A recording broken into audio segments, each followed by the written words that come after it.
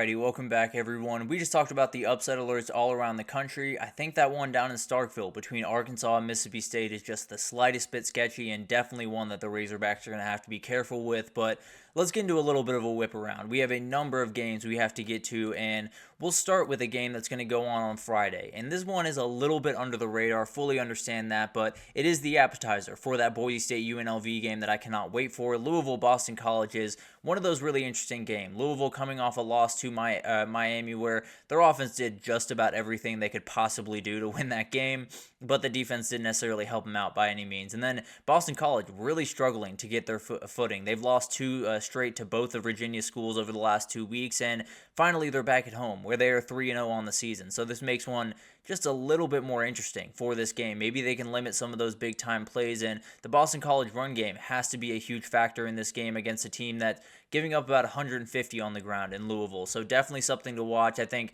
with Louisville, we know the book, right? They're going to attack deep. They're going to have to make those big-time plays. Boston College pass defense, 103rd in the country. So I do like Louisville in this game. Now, the home field advantage could be an interesting thing. Maybe Thomas Castellanos just has some magic in him in that stadium. So maybe I'll have Boston College make it a little bit closer than I'm expecting. But I like Louisville, and I like them pretty comfortably in this one.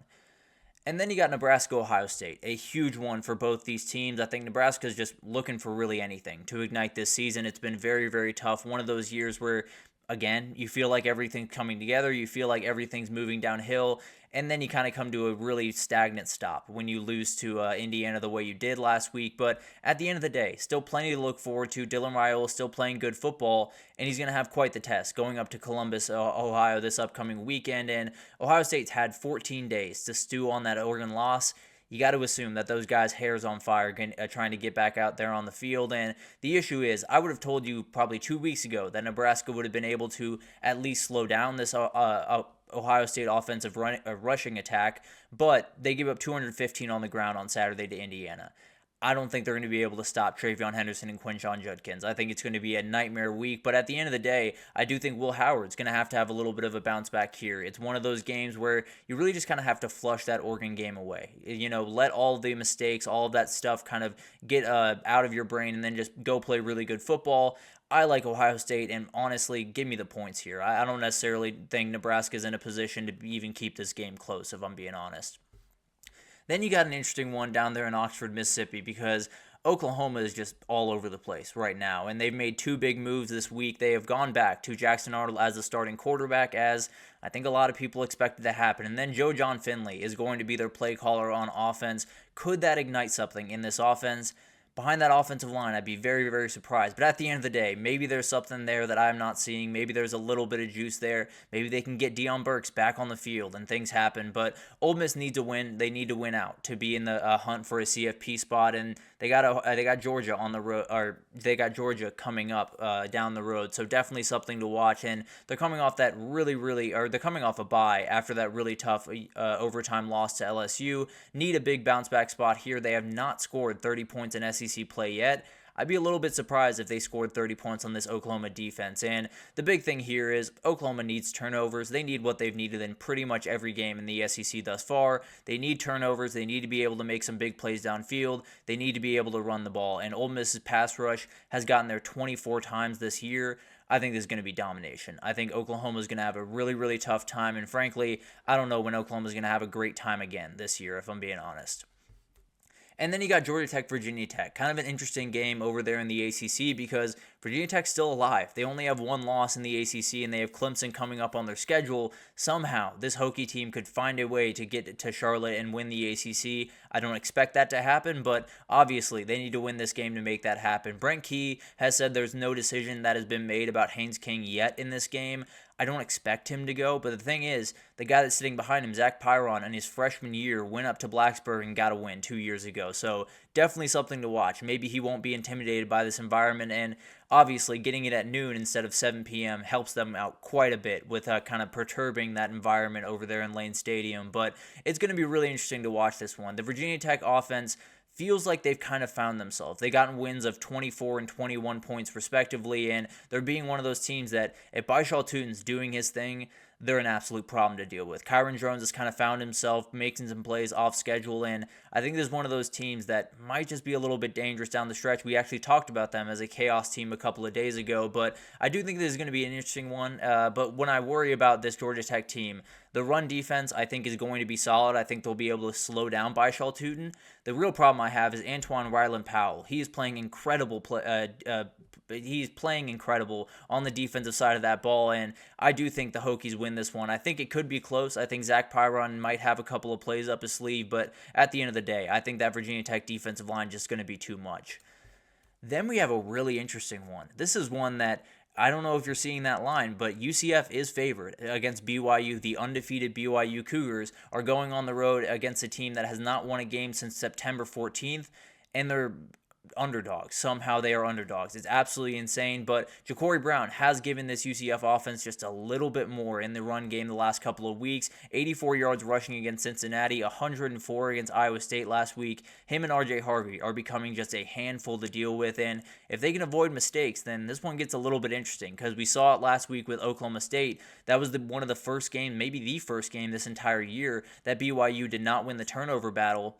Got pretty close down the stretch, and they were at home. So possibly that could be the difference. If they lose it again, then maybe you're looking at UCF getting a big-time win here. This is a dangerous moment for BYU. You badly need to keep this season alive. This is one of those Big 12 moments that we've talked about. The team that probably ends up winning this conference is the one that avoids one of these big-time upsets that you're not supposed to take.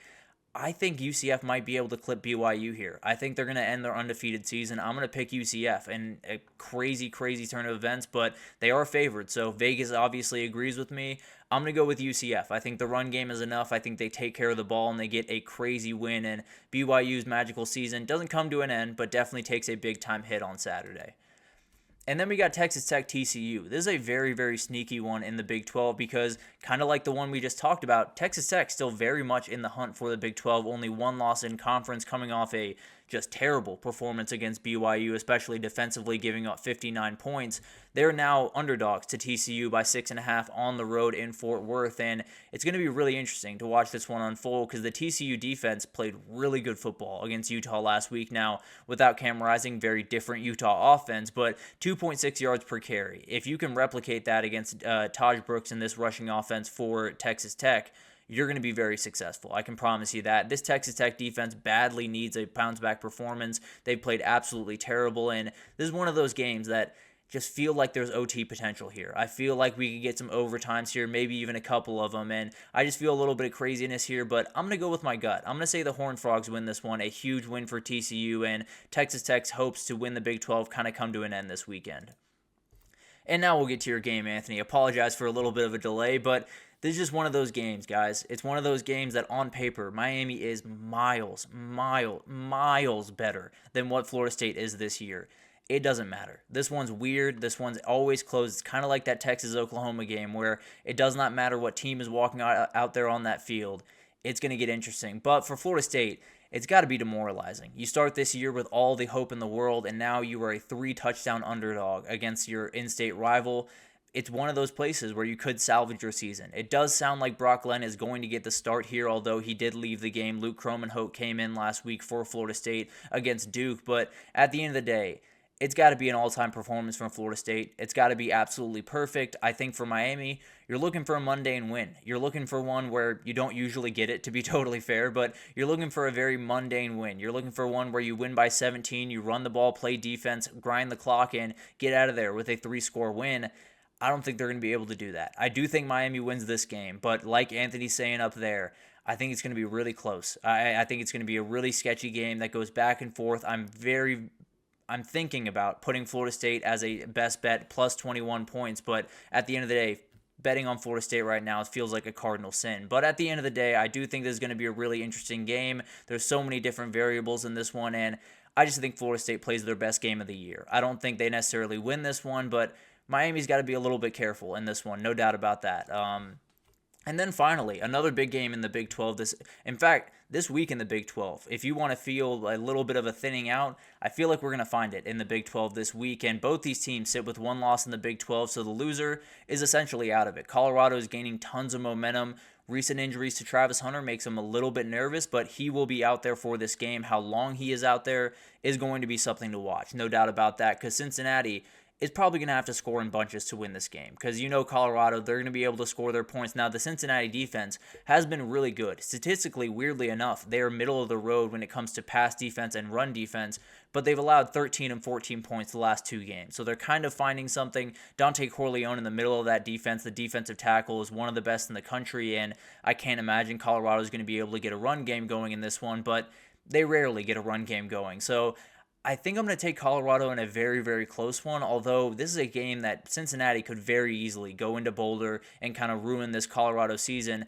I think they're going to be able to do it. I think Colorado is going to be able to get it done. It's going to be a really, really fun game, and maybe Brendan Sorsby and Cincinnati can kind of put their stamp on college football this weekend and get a huge win, because that line of 5.5, I think a lot of people were expecting that to be a little bit higher. Maybe Vegas knows a little something, but an incredible week. Cannot wait to get into it. Obviously, we already had an incredible one last night that I will talk about tomorrow. I promise you that. But an incredible week up ahead, and we will continue to talk about it tomorrow. But that'll do it for this edition of the GSMC College Football Podcast, brought to you by the GSMC Sports Network. Your support means a lot to us, so please remember to subscribe to the show, leave a positive review. It does make a huge difference for us. Also, follow us on Facebook, Twitter, TikTok, Instagram, all the social pages for all the content and updates you could possibly need. We have great people doing great work across every sport you could want. So we got NBA just getting underway. Nelson's got you totally covered. Baseball, the World Series getting underway later this week. We have you covered there as well. So anything in the world of sports, we have you more than covered. But thank you once again for tuning in, and I will be back tomorrow to break down fully this Week 9 slate.